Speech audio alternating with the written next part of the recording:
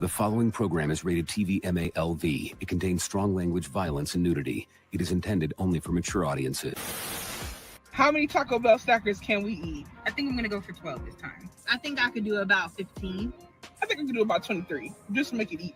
Got the Taco Bell stackers in this bag. It's heavy too. It almost ripped. Just finished my 15th one. This is my last one. I don't think I can make it past 30. Nachos for a little break. Slowing down back there? Yep, I got you. After 17 stackers and you and 5 burritos. All right, my goal was what, 23? I got 30, so I think that's an accomplishment. Mine was 12. I got 14 stackers down, 3 quesadillas, and 10 tacos. Wow. My goal was 15 stackers, and I had 17 stackers.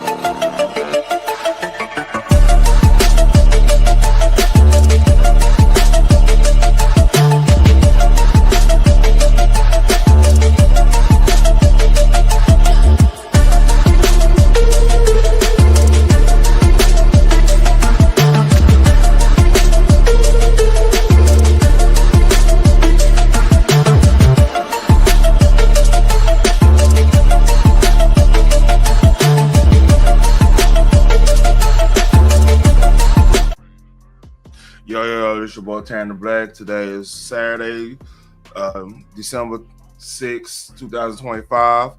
This show is gonna be called Saturday Night BS. Just want BS around. If y'all wanna link is pinned on the regular YouTube. If y'all wanna come around and talk some shit, this is random. Just some things on my mind and everything, you know. So this stuff I didn't get to on the fish fry. So we got Toyota got a new sports car, like Halo car that's coming out. It's called the the GRGT and GRGT3. I'm gonna show that. We got Indian rapper, which is actually pretty dope. He goes in on the whole scamming stuff. We got Temple did a video and prayers to Temple, like somebody came to his house and opened fire in his house and stuff, man, with his kids in there. It was a little scary situation, but I don't know if his kids were in there or not. But prayers up to him, his family, everything. Everything okay, apparently, but it was just a little scary situation over there. He living in Virginia, West, the DMV area. So we got that. A little bit more of the Brian McKnight story. We didn't finish last night, but I'm gonna start off with this car, which I think is badass. Do this.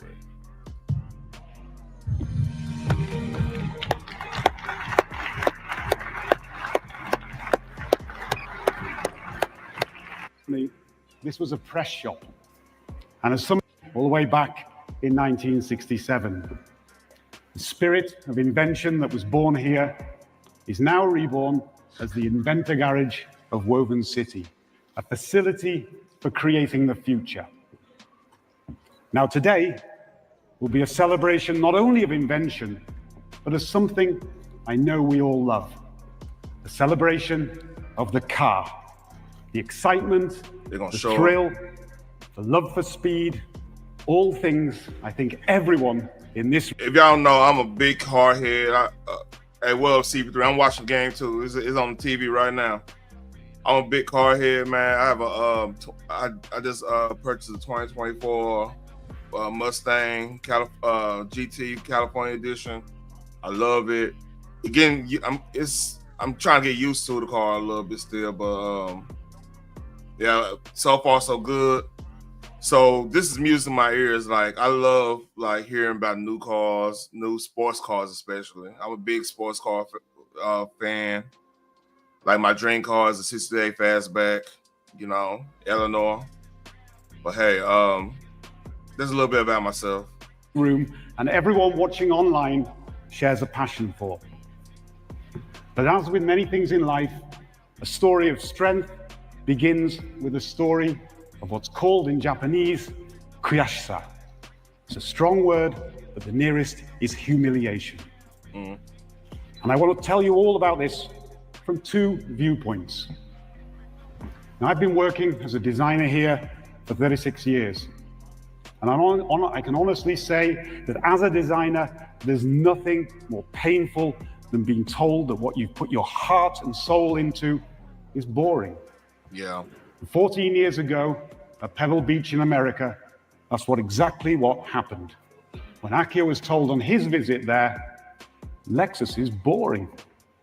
That feeling of humiliation was a turning point.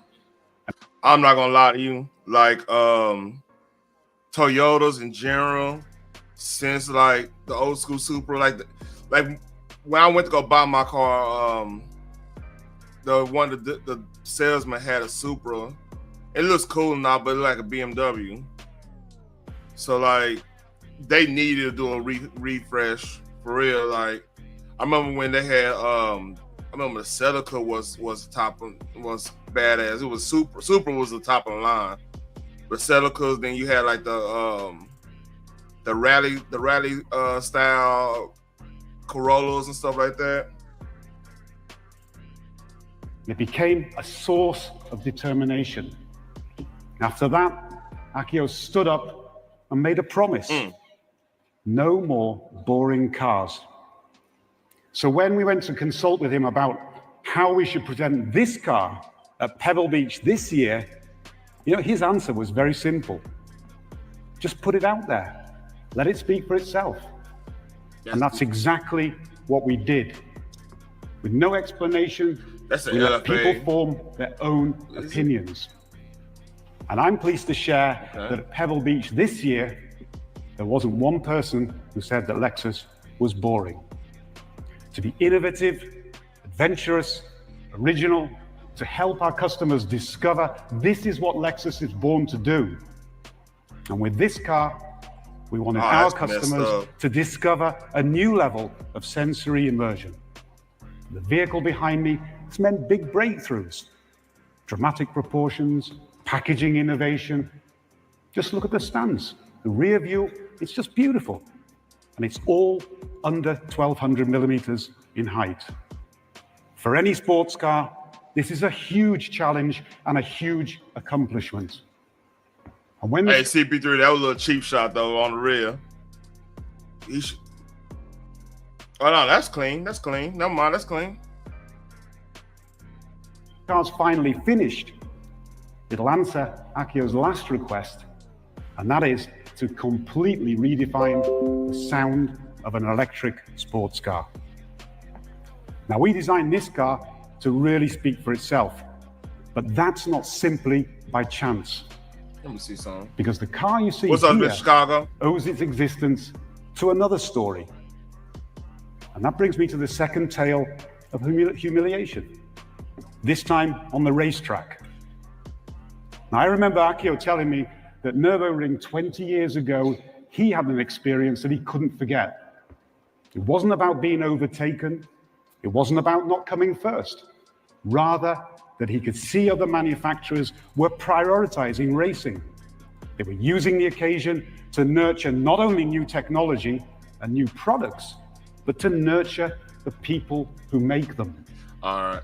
Camouflage prototypes of cars never seen before being put through their dash filled with tech, new cars on deck, out with the old, in with the gold. I'm gonna skip a little bit.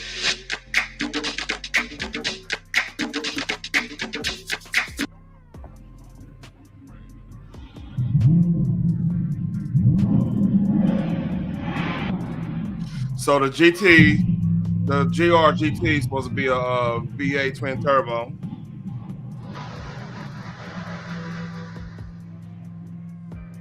Put Mendoza back in there.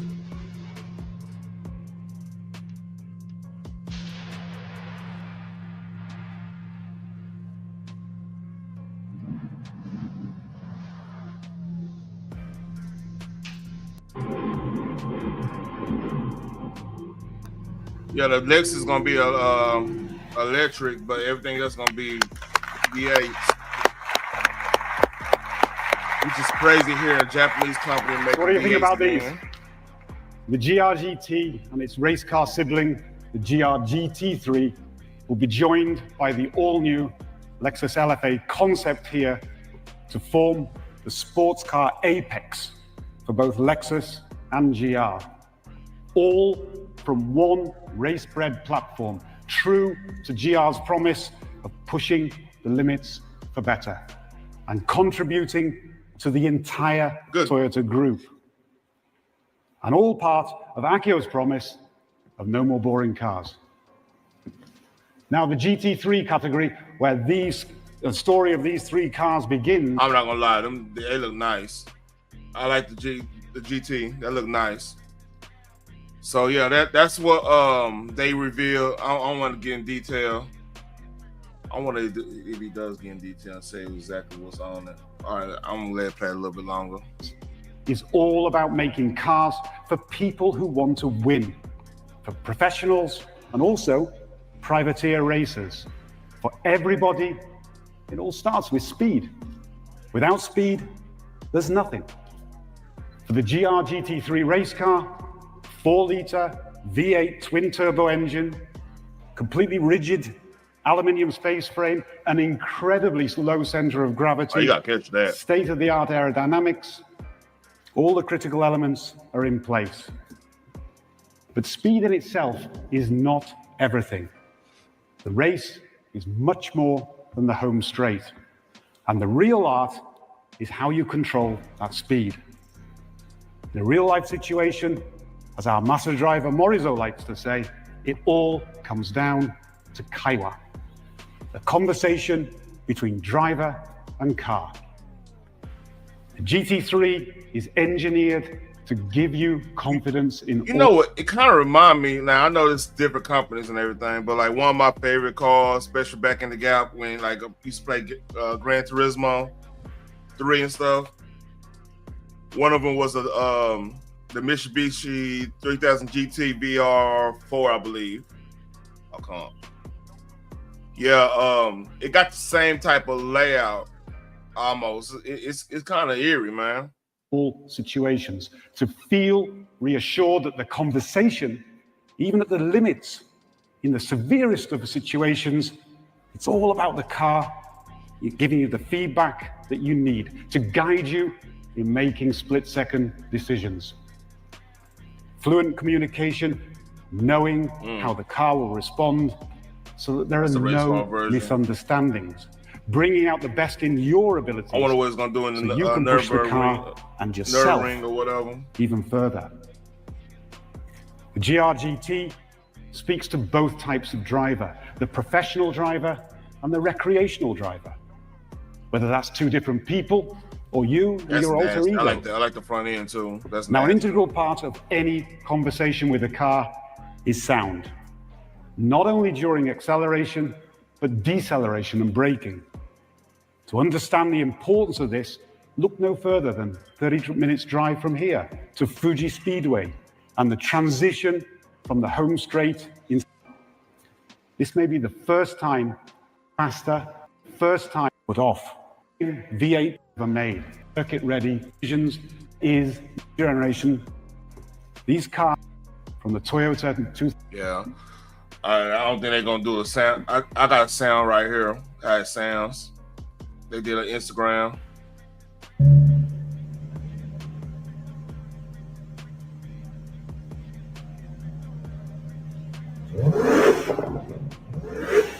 It's like a V8. Let's go for I believe the Corvette got like a 4-liter V8.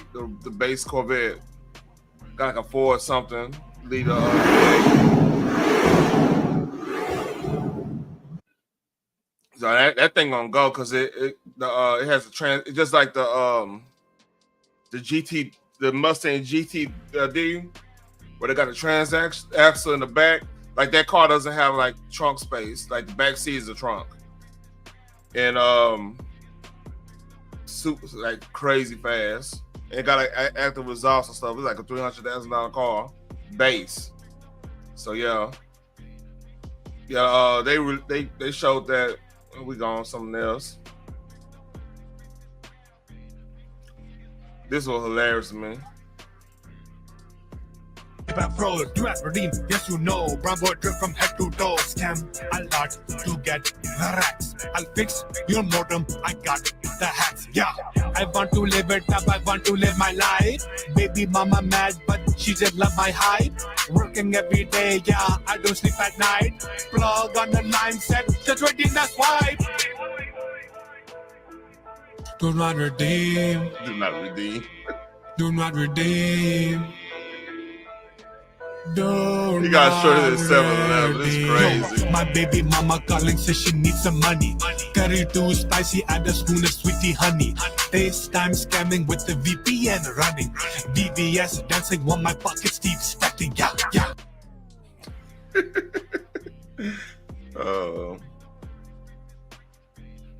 Let me see if I got anything else on what you call it.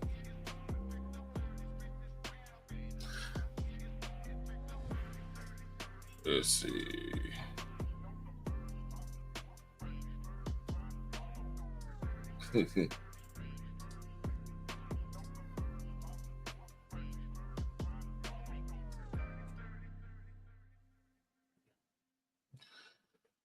Yeah.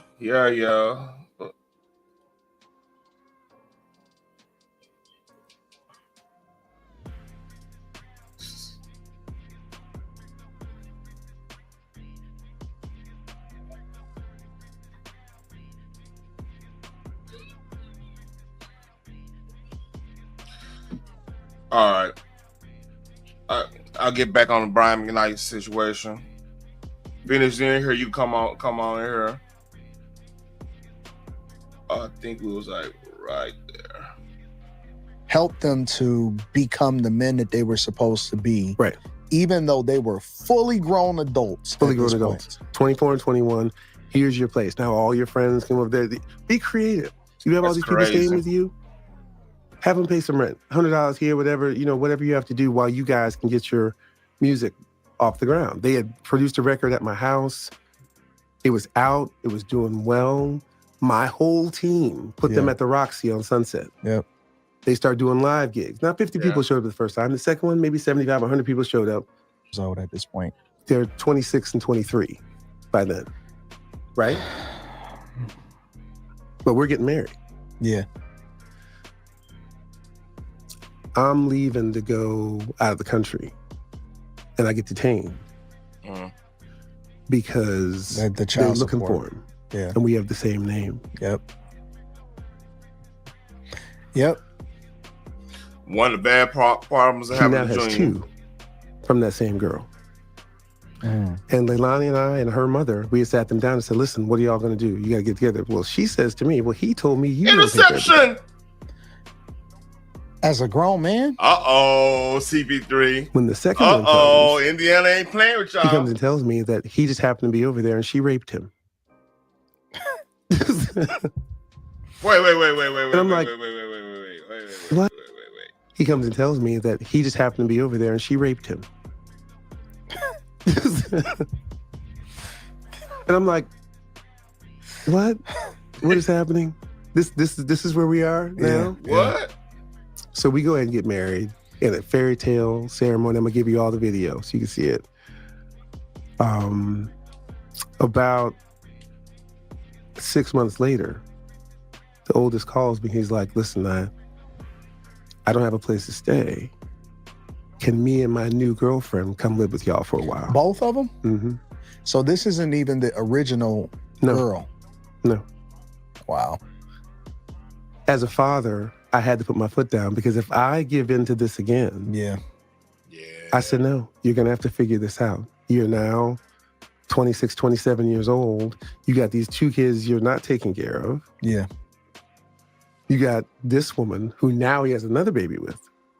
Now So he's a 2-time baby daddy. Yeah. So he's got this. And it's not about the baby daddy. And that's just about. Yeah, that's cute. It's one of the problems when you give your kids everything. I've seen, like, I had classmates like that, like their parents gave them everything, and they just take advantage of it, you know. And like the parents don't want to lose the kids and stuff, because like they'll do the whole guilt trip fiasco. I used to hear, like, man, what, you know, and I had to distance myself from them just because I was raised better than that, you know. I got a lot of stuff I want, but like it was on some. I had to go and do something. I had to make myself a what's up, Phoenix? I had to make myself a asset, not a liability, you know. I was always taught that if it wasn't for my mama or for my kinfolks and stuff, like, I always make yourself a asset. So my thing was like, I taught myself a lot about computers, like, and I had friends I could kind of, you know, iron sharpen iron type situation, right? So that was one of the things I learned that I could always help out there. I mean, washing cars, helping granny and auntie and all them with their computers and stuff. It helps that my family on my dad's side ran multiple businesses. So like, if their computer go out, because like I was the one that knew, okay, yeah, you're gonna need this, you're gonna need that. All right, I do quickens or whatever. I knew how to work the quickens and everything. And, you know, I made myself available. You know, made myself like an asset. If I learned how, my mom, for Christmas, can't never forget. I think it was like Christmas '98.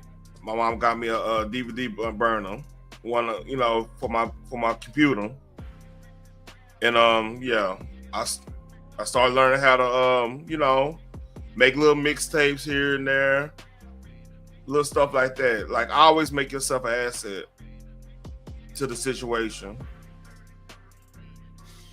So I don't get the whole just sit on your ass and wait until your parents do something and this and that.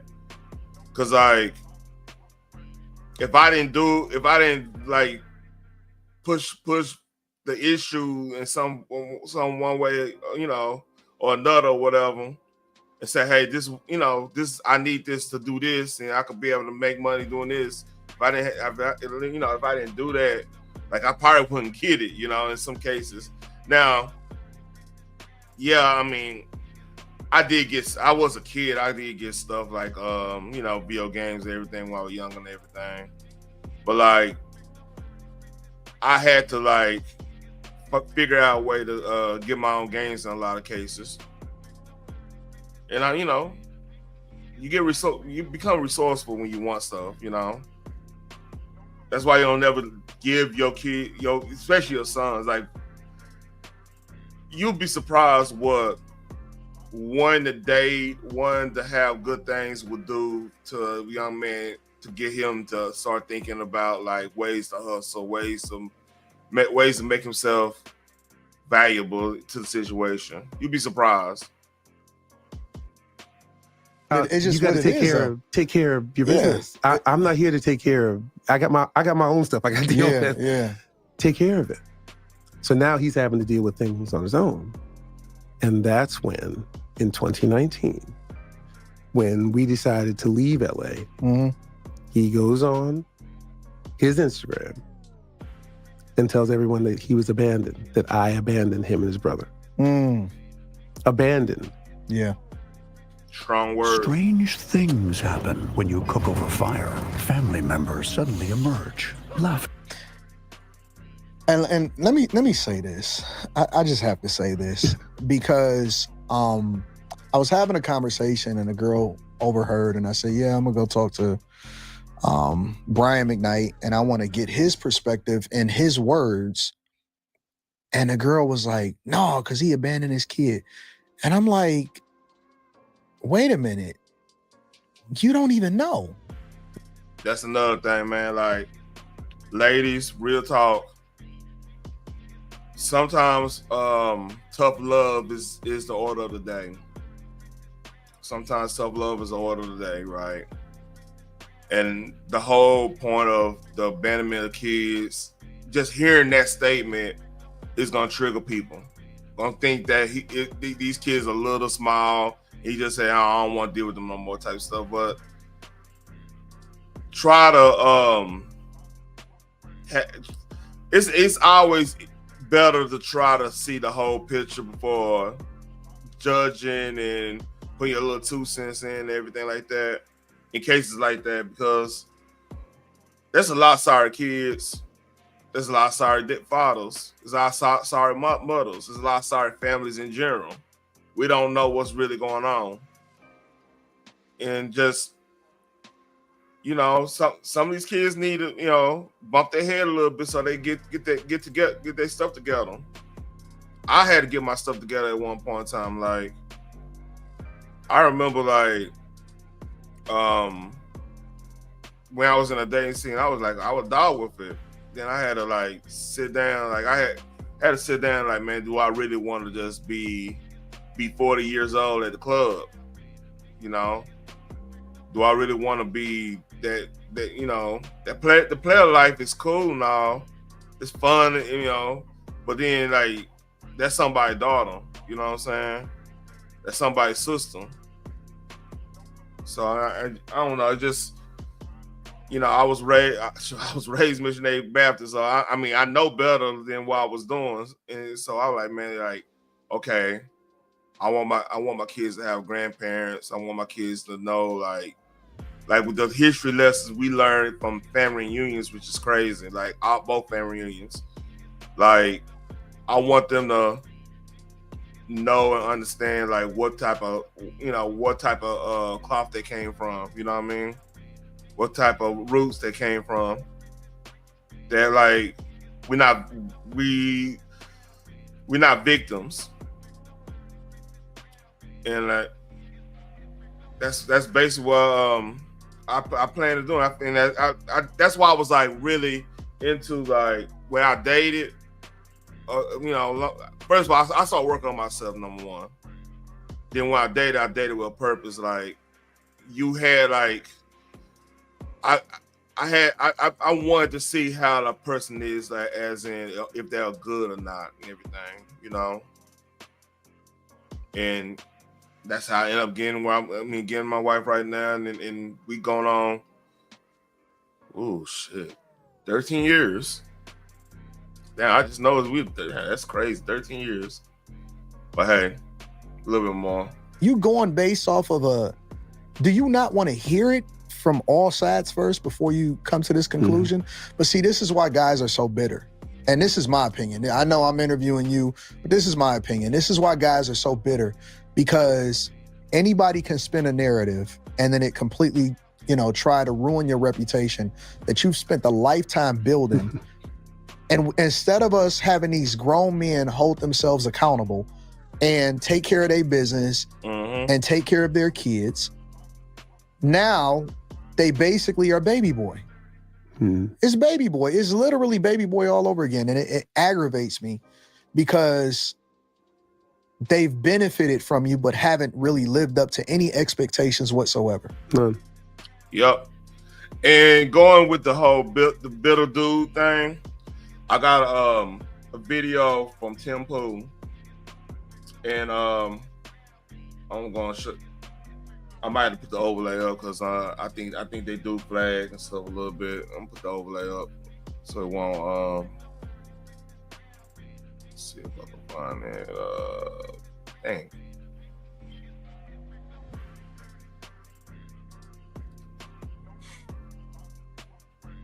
Barry is upset with Gavin Newsom. See, there was a bill that would guarantee health care, or at least require insurance companies to provide health care for menopausal, and I think it's called perimenopausal women, like they're going through these symptoms. Well, Newsom vetoed the bill. And for this, won't get on that. Let me see if I can go to the story he was talking about. Order is breaking down. Now, it's not just this Halle Berry feminism thing. Take a look at this from the New York Times. Did liberal feminism ruin the workplace? And if so, can conservative feminism fix it? Well, So this story is basically gonna go break down the bit what Me Too pretty much did to the workplace and colleges and the whole nine, right? And it adds on to the bitterness a lot of dudes have when it comes to the opposite sex, which I don't subscribe to. I love the opposite sex. I'm not gonna be bitter about a couple bad, the defense, a couple bad apples or whatever. And I'm not gonna get like sucked in on the whole social media narratives and stuff like that. But like a lot of people have. And I couldn't imagine dating right now, man. Like legit, I couldn't imagine being, doing the whole dating scene type stuff. But here we go. Friends, no, I don't think so. I think the issue is feminism it's not congruent as we describe it today with modern society. So we don't need you to autoplay anything, you garbage New York Times. Bullshit. But I appreciate they're finally writing this, and people are starting to wake up to what's really going on. Let me read this for you. I also have an essay where maybe it's fake, but it's an essay. That essay is crazy because he's talking about the college situation. It's published online that got a lot of attention from someone claiming to be a female gender studies professor and talking about how they're having an emotional breakdown because men are basically saying, we don't want to do anything with women because y'all are nuts. Guys are scared of going to jail, having their reputations destroyed. They can't be in the same room as women because they'll get accused. Heavens me. That's where we're at today. And if the issue is an accusation is enough to destroy you, guys are like, I ain't going to spend any time alone with anyone. Now, before we get into all that. Yeah. And see, hey, a little bit, put everything in context. I heard a lot of this out of my little gaming buddies where they just basically disenchanted with even dating stuff and just in general, the whole social media scene and everything. They just like, nah, I'm not. They don't even try, which is crazy to me because, like, yeah, I'm pretty much a nerd and everything, but like I still went out there and made myself available to the opposite sex. So it just looked, different how different generations dealing with this. And my friends, we got a great sponsor for you today. It is Beam Dream. Go to shop, fan of Beam Dream. I've been drinking it. Amazing. For those that don't, before bed, and I go to sleep. This coffee is good. Sleep like a rock. Wake up today. Dream cyber ever. And I.com/Tim Trump. That.com/Timcast. Get it while you can. Get it now. Get the discount. Let's get back to the story. Here's the New York Times. They say, Ross Duthot, below is an edited transcript of an episode, Interesting Times, says men and women are different. That is a core premise of conservatism in the age of Trump, that liberalism and feminism have come to grief by pretending that the sexes are the same. But what does that difference really mean? Should the right be trying to roll back the entire feminist era? Yes. Anyway, he goes on to say, or is there a form of conservative feminism that corrects liberalism's mistakes? My guest this week, Helen Andrews and Layla Bresco-Sargent, are both conservative writers, critics of feminism. By the way, this is the reason why I'm going through this. I'm showing this. I'm playing this video. We tend, as a black community,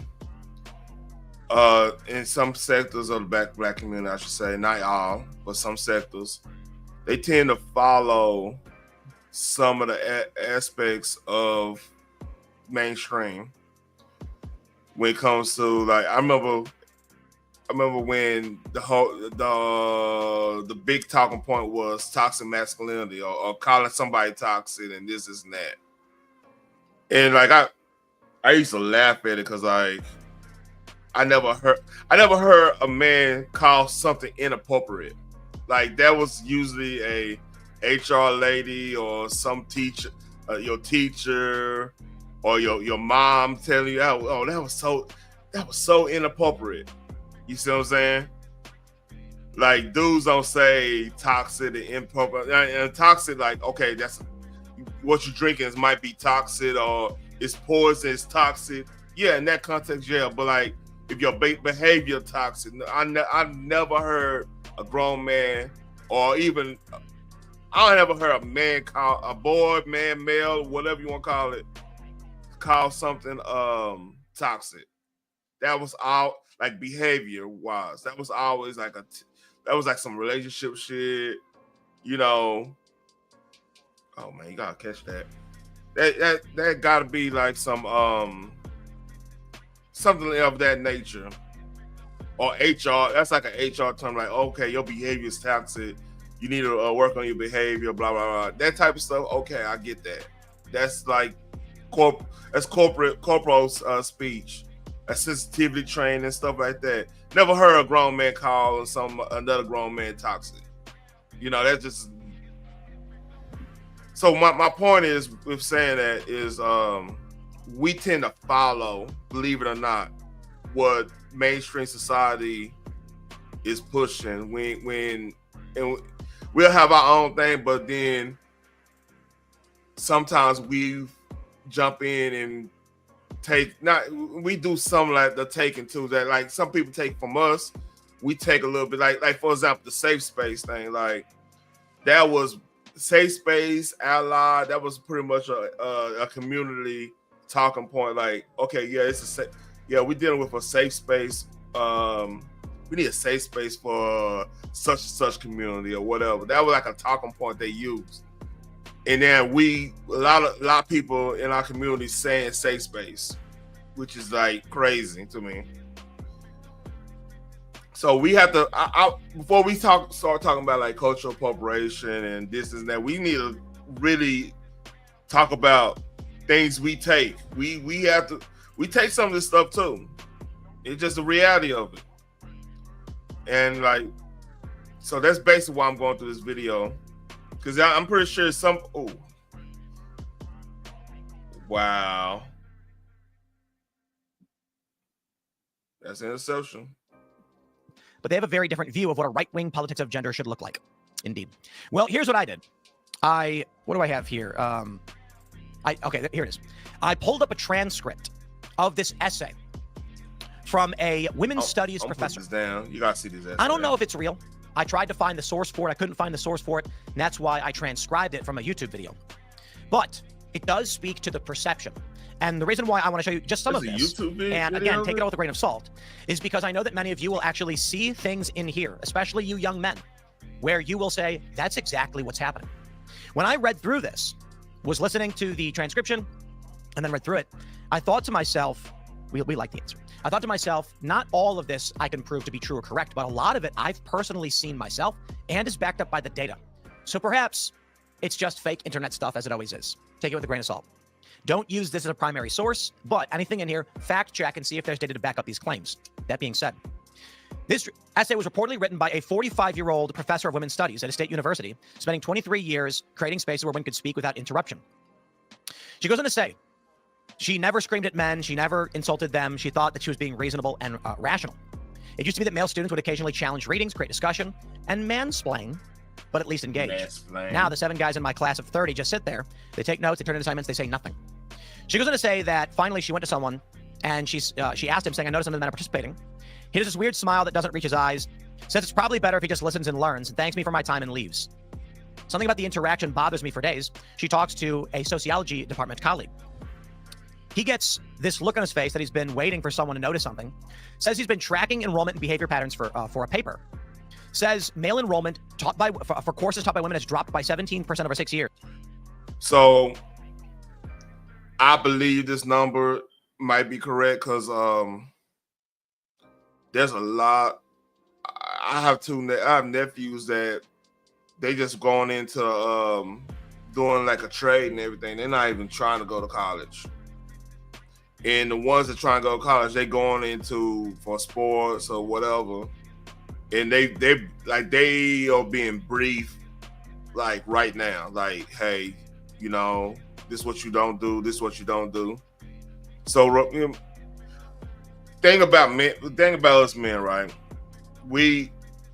If we see somebody name get tarnished or losing this, losing that, we learn from other people. We that's how we socialize. We kind of learn from other people's mistakes or what not to do and everything. And if it's a large segment of people going off and purposely destroying people's lives over an allegation type stuff.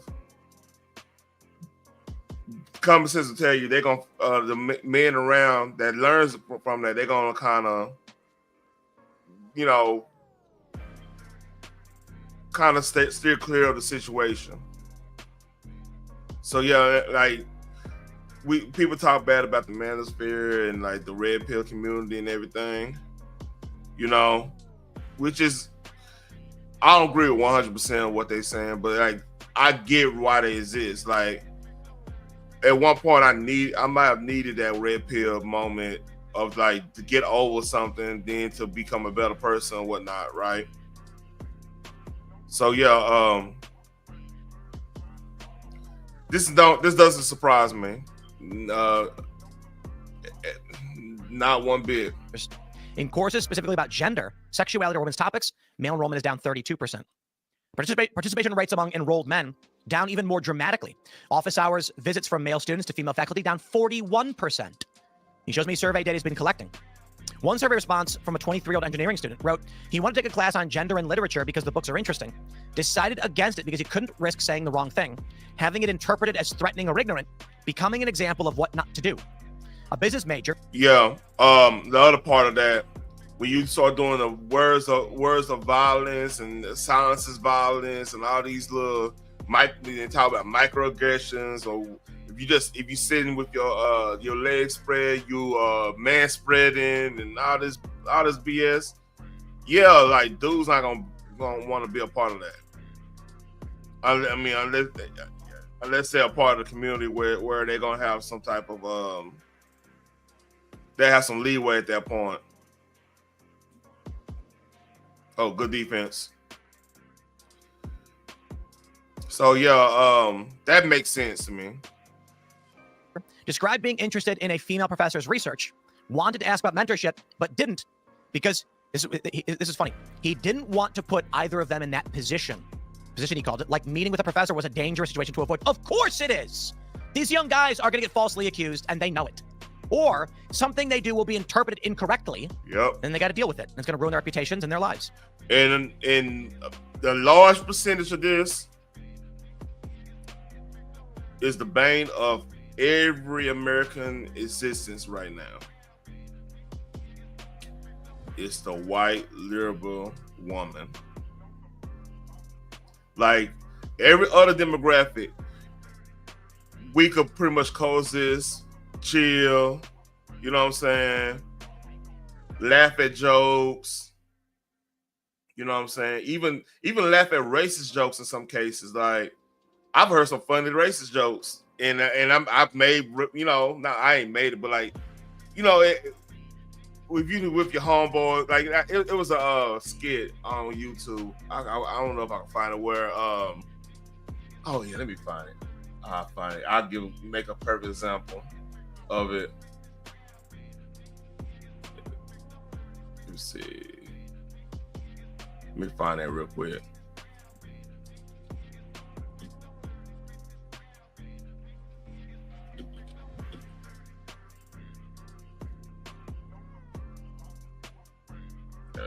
Let's see. See if I can find it. I don't know if I found it on.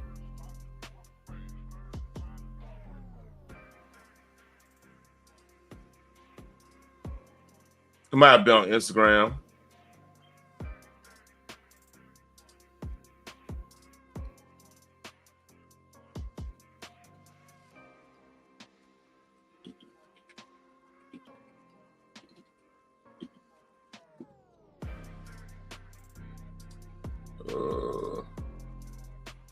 Yeah, it was on Instagram. Anyway, we had to go there. She says it's one data set, but she pays attention. She notices her teaching assistant, a female grad student, gets way more questions during her office hours than she does. Male students line up to ask her things they could ask me, but they bring it to her. Trying to sound casual, she hesitates. Then admits male students have told her they feel more comfortable asking her questions. When she asks why, she seems more approachable or they don't want to bother me. University implements mandatory mentorship program for junior faculty. Department chair quietly tells me that 3 different early career men requested male mentors specifically. When pressed, they gave vague reasons about similar research interests. But their research interests aligned more closely with mine than with the men they requested. The chair looked tired When he told me this, like he's been managing these invisible tensions for a while. Go to department mixer, try to network with new male faculty hire. Conversation is polite, professional, and brief. Watch this, he y'all. positions himself so we're visible from multiple angles, doesn't step closer when the room gets loud and we can't hear each other, maintains this careful distance. It's deliberate. Contrast it with how he talks to male colleagues. They're relaxed, laughing, and standing close. The ease of it. Yeah. Every boss, every new hire, every young... Yeah, dudes gotta be very careful with women in the workplace, real talk. Like, you gotta be really careful. Because, like even slight jokes with your friends or whatever, it's people that will go out and just listen to people's conversations just to have an issue, you know? So you gotta be real careful. Now, I mean, I'm blessed to have a job where a lot of people are pretty much of the same, I ain't gonna say same ilk, but like, a lot of people have a sense of humor at my job. We don't have no like busybody trying to, you know, do that type of stuff. I mean, it's hard to do. Yeah, it's hard to do that when you are busy like all the time, you know.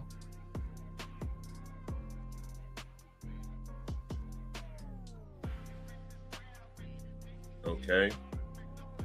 So yeah, but a lot of jobs, man, you don't have that. Gen Z guy knows that if I put it like this, because we talked about it for years. Let me give you the scenario, ladies and gentlemen. A guy walks in to his office and he sees another guy in a slick new suit and he's dropped weight. He's been working out, his arms are bigger, and he goes, "Whoa, Jim, looking good, brother. You lose weight? You've been working out? That outfit is fantastic. My man's got swagger and style. You're looking great, brother." Pats him on the shoulder and says, "Whatever you're doing, keep it up." No problem there, right? Maybe a little gay, but not really, you know? Okay, let's try a woman. There's Janet. She lost some weight. She's wearing a very nice dress. And the man walks in and goes, "Whoa, Janet, looking good. You lose weight? Wow, that outfit. Looking gorgeous." Pats her on the shoulder. Ooh, Bro, that guy's appearance. getting fired in 2 seconds. He's going to be accused of sexual harassment like that. Ain't no way a guy's going to do that. Bro, in sports, guys pat each other on the butts. Good luck. Co-ed NFL. Yeah, everyone's going to be hiding in the corner. So here we go. The essay goes on saying, rates of young men reporting having no close friends is up dramatically. Emotional isolation metrics through the roof. Cross-cultural data showing this pattern across... By the way, this is really hitting up hard in the white community, where that's what that's how you get the incel situation, right? Because like if they can't talk to their own women, man, like that's gonna have a down effect down the line, because like dudes talk at all races, especially when they oh my god, especially when they like of a certain age and they they play sports and they it's co-mingling type situation, right? So like, I mean, I don't know, man. It's just that's a hill they're gonna have to they're gonna have to do something on that side, man, for real. Like, thank God, man, like it never got as bad. The Me Too situation never got as bad in our community compared to other communities. Like a black man could legit talk to a black woman in a public setting without being called a creep and everything, especially in the South. I can't speak for like other areas, but in the South, like you could be cordial. Now it's a time and place. Like if she on her phone, she walking fast, you trying to get it. Yeah, that's gonna be a little weird, but like you could still, like if you like in a public place, like let's say you at Barnes & Noble. I know Barnes & Noble might be dated, or Starbucks, and then so you could make a joke and that it could be a laugh, it could be a chill moment in that situation, and nobody thinking like you crazy or anything like that. Now I can't speak for the West Coast, I can't speak for the up north, I can't speak for the East Coast. I can speak for the South in that case, because like I could really, I mean, to be very anecdotal, I could speak for Texas. Now, I don't know about any other place in the South. I don't know about Georgia. I don't know about how Florida get down. It might be different. But in Texas, I mean, people still kind of chill. Like, as long as you're just not weird looking or something crazy, Multiple Western countries. Find research about men's support groups. The conversation's happening there. Themes of fear, withdrawal, calculated risk avoidance. They describe every interaction with women as potential threat to their education, career, reputation. Describe the running cost-benefit analysis of simple human. Yeah, that's crazy. The best companion for your fantasy team is Fantasy View. Track stats while you watch live NFL games with YouTube TV. Interaction. I should publish this full essay. I think I will. I think I'll post it on X or something for people to read. And I want to stress, I have not been able to vet this. I don't know who wrote it. It was in a video where an AI voice was reading it from a 4chan green. Yeah, you probably don't need to. Yeah, it might be an AI stuff right there.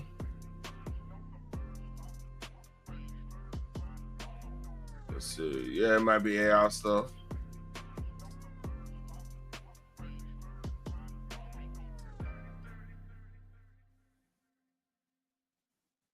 Oh my God. Yeah, enough of that. Enough of that. Let me show y'all this. Let me get this.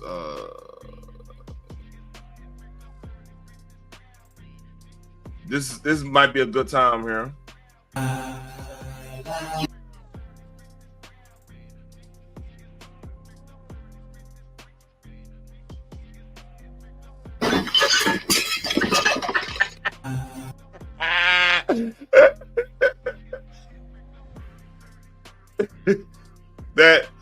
That's crazy, man. Make me want to make my eggnog.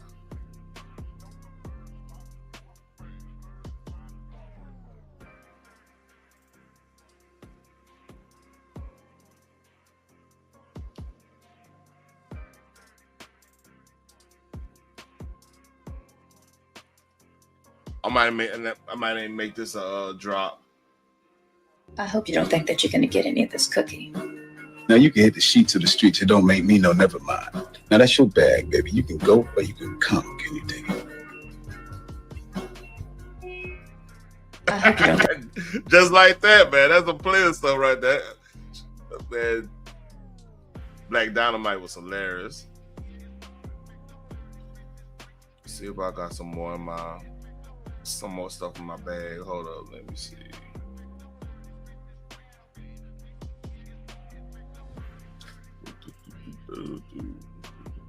Let's see. You know what? I never went through. Let's see. No Jamaican gang. I never went through this video. Never went through this video right here. When everybody tell you, oh, look at that deposition on the internet about David Taylor, his ministry is a cult, they are liars. I'll tell them to their face they're liars, and Jesus is going to tell them to their face when they stand before me. He's going to throw them into hell. I'm telling you. So you don't see this happened 3 months ago. I don't think I ever went through this. So I think it's proper to do this. Hold on, let me find it. Close the doors for me for a quick moment. that there's any problem when you're ministering to the poor, the sick, the needy, to be appearing in Louis Vuitton and Versace? Well, that ain't something I purchase all the time. No, it looks like you did several times. And I mean, I'm a very frugal person when it comes to this. I go to the right places to get a lot of suits, and if I get some from those places, you don't see that. You don't see. I don't see Macy's. No, you don't see that. You know, because Macy's don't have the kind of suits that I wear. And so y'all know I'm dressed down in my sweats and everything today. Yes, this is a Ferrari hat. Man. And you know, I saw it when we were in the Ferrari store. You have annuities, you have stocks, you have collectibles, valuables, golds. This is my first time watching this video. It's crazy. He just flaunting it right now, man. It's crazy. Silver. Some of you have land. Some of you got oil wells. You may have 20 oil wells, and God said, give the ministry 5 of them. What? Why would that come out your mouth, dude? They missed that. That's strange. Why are you? Come on, man. You don't have to just give in money. You need to give in possessions. Don't persecute me if you don't have it.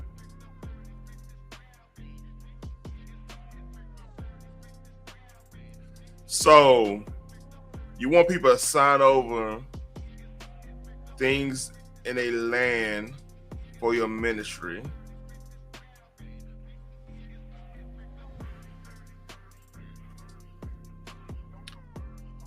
Yeah, I don't know about that one. That's Jim Jones-ish. That's a little weird there. All these people who's persecuting me said I'm a warlock and I'm teaching false doctrine are liars. A few moments later. Also breaking at noon, 2 pastors now facing federal charges in a $50 million labor and money laundering scandal linked to a Houston ministry. Religion is supposed to save souls, not bankroll real estate empires. But this one dude right here used prayer calls, fake miracles, and, Jesus told me threats to build a $50 million scam machine. David E. Taylor is not a fringe preacher. He is a CEO of a cult. And now he is filing court. And I hope he goes to prison. And I hope all those properties are. I need to look up this. I need to look up and see what actually happened with him. I think he did go to jail. Matter of fact, let me do that right now.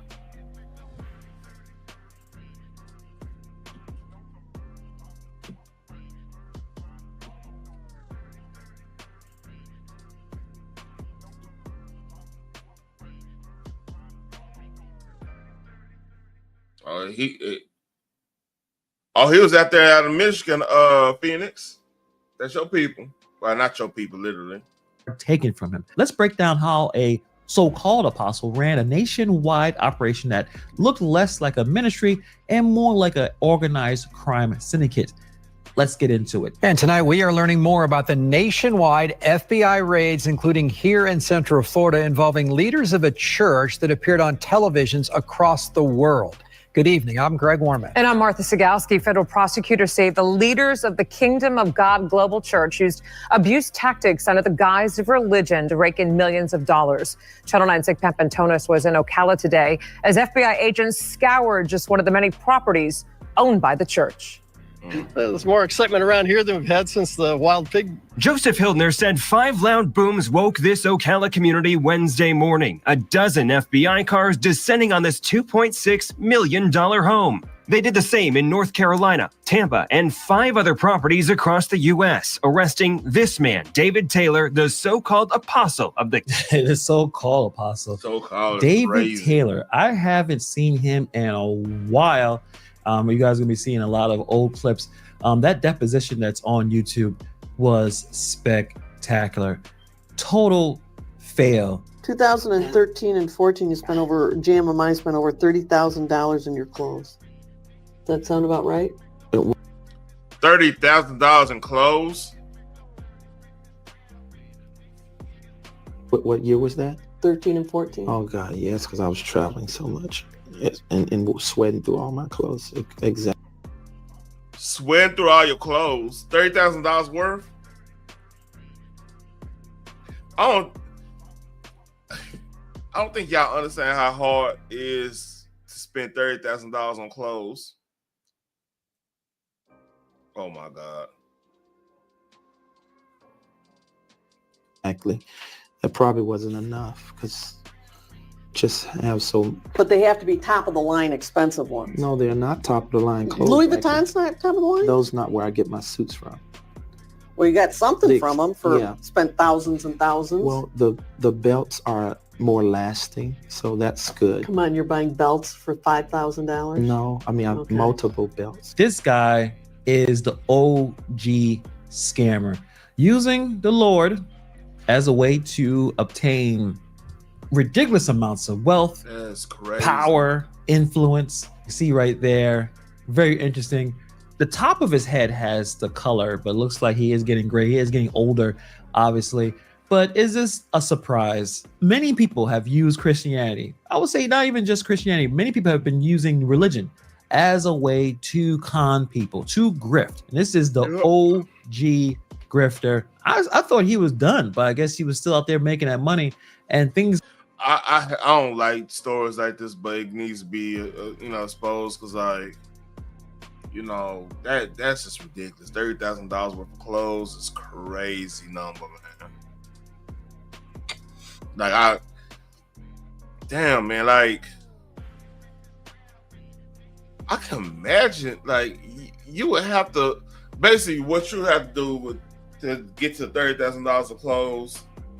You will have to go on Go and find every outfit that's cost $10,000 a pop. Because you can't do that on Go. Now, I'm not going to tell a lot of you on that. You can do that on Go real fast. If you really just sit that back and got, let's say you want to get a whole off-white fit or something like that. Ooh, good hit. You can't do that on Go now, but like still like that's not even practical for like even like millionaires won't even be doing that. Like they'll probably have a stylist, I don't know. It's just weird. I mean, you spending extra money on that is crazy. Apparently, it just keep getting worse for him and the people that he took advantage of. Kingdom of God Global Church. Always restore to us the joy of your salvation. This video post. What? We want to check that out again. Church. Always restore to us the joy of your salvation. This video posted to the church's Facebook page the night before the raid shows the emotional nature of Taylor's preaching, but agents say a system of cruelty hid behind the tears. They accused Taylor of running call centers out of these homes, unpaid staff cut off from the outside world, told to raise an unreachable amount of money in donations, and when they failed, Taylor deprived them of sleep and food. This sounds like a cult. Yeah, this sounds like he made a sweatshop of call center workers, forcing them to do ungodly amounts of work to get no money. Because remember, this is about the Lord.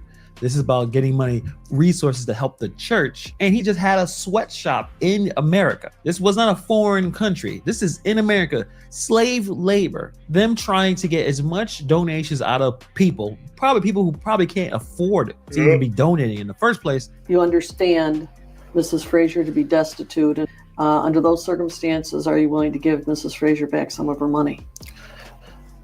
Concerning her present circumstance, and I would love to do that if we had the money. Presently, we don't. And he had them sitting there, and if they didn't get the right amount of money, which they said was unattainable, they deprived them of food.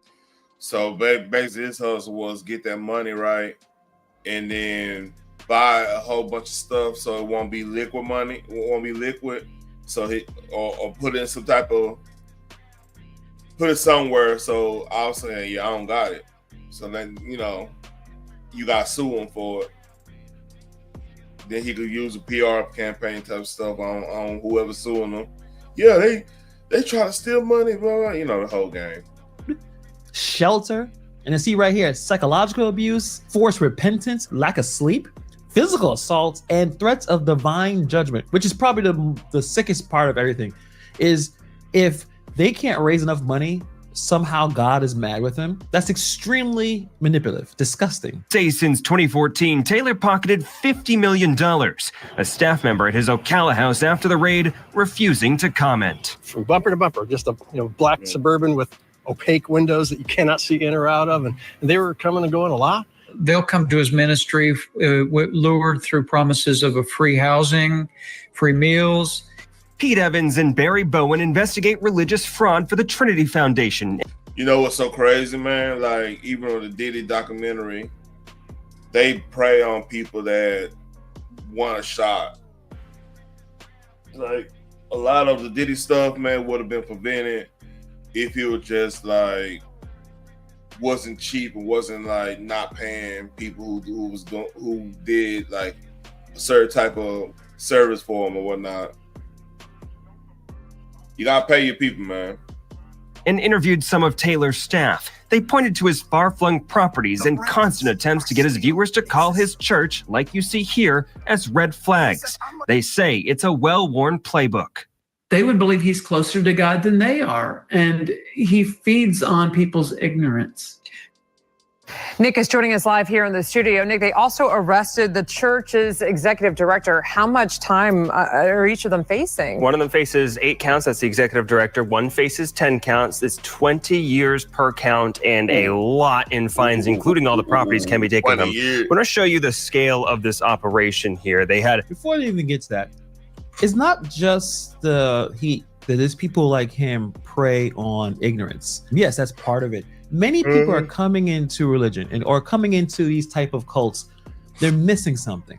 There's a hole. There's something missing. And they think that this church, this grifter here is going to help fill that, give them a sense of identity, a sense of purpose.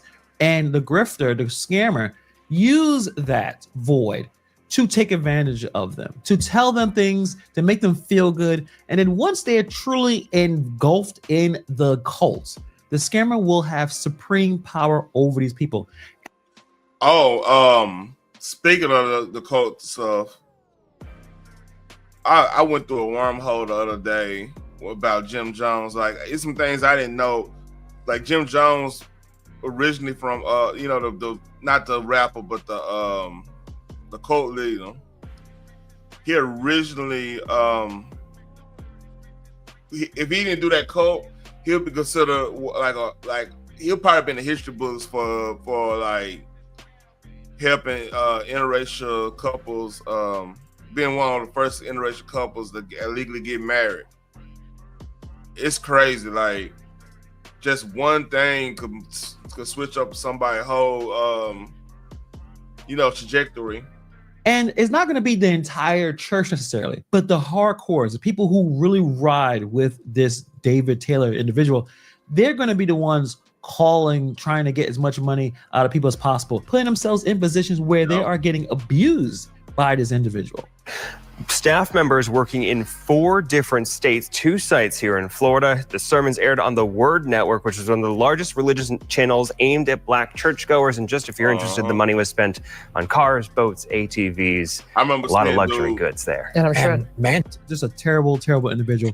And another aspect of it is going after people who don't have a lot.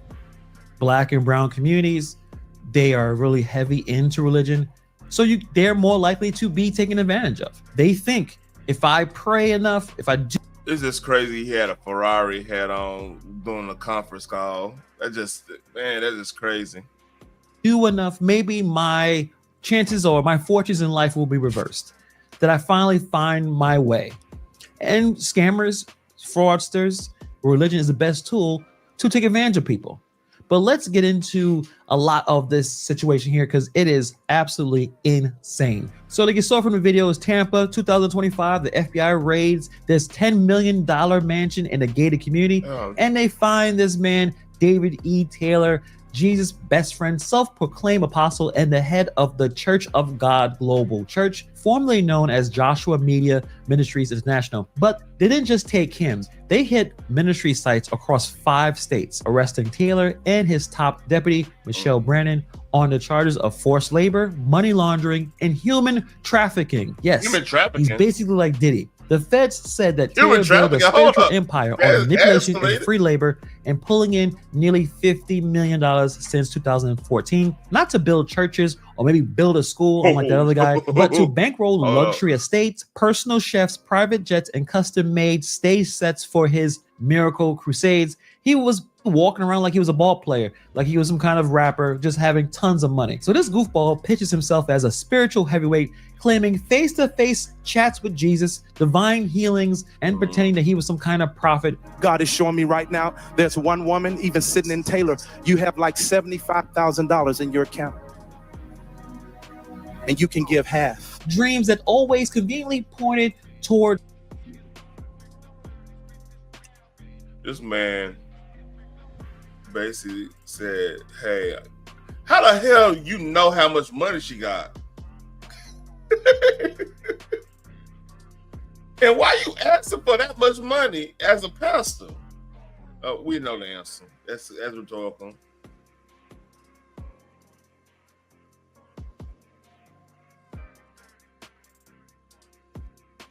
More donations. Close the doors.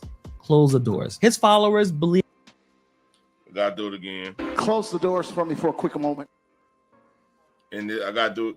He showed Dr. Umar, so I gotta do this one. It's the telephone man. There's something wrong with my life when I dial my baby's number. You feel me? Hold on. Yeah. Nah, I got this. I got this. Telephone man. There's something wrong with my life. All right. It's just right. I have to do that one. That he was a conduit to God.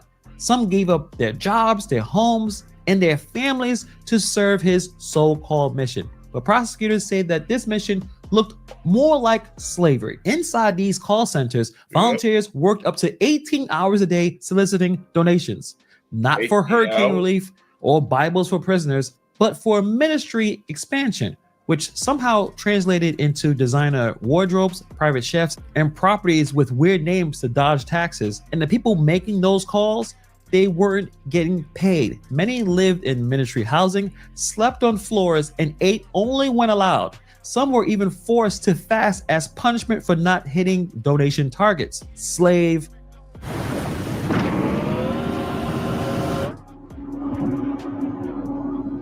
labor.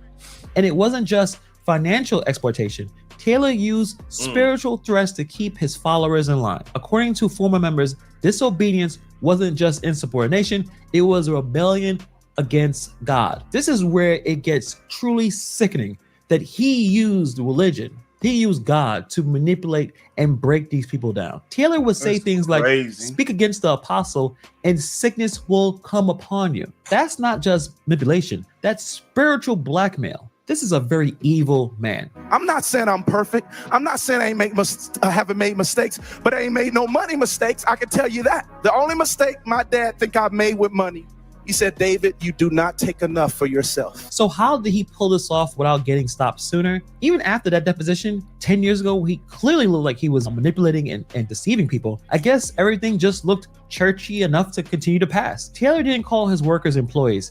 He called them armor bearers. It sounds biblical, but in reality, they were just unpaid laborers answering phones and running errands. Former insiders say that they were micromanaged down to when they could sleep or speak. One ex-member described being told when to shower, what to wear, even when to cut ties with family. Taylor allegedly pushed people to a— That's definition. That's cult behavior 101. If any church is actively telling you to disassociate yourself away from family and loved ones, that's a cult, hands down. Now, there's specific cases where, a pastor might say that. Like, let's say if there's been some type of abuse, that go without saying, or there's some type of stuff like that. We won't have to. You don't have to put a caveat on that. But like, if you just say, hey, I'm going to church and everything, they say, disassociate from your family. That's a little weird. That's a little weird. Why would you want me to disassociate? Questions should be asked. Abandoned spouses who weren't fully on board with him. And obviously, when someone pushed back, Taylor had the whole bag of cult tricks and cult tactics: public humiliation, sleep deprivation, social isolation, and fear tactics dressed up in scripture. According to text messages shown in court, Taylor instructed staff to punish underperformers with food deprivation. Take away the food, he texts.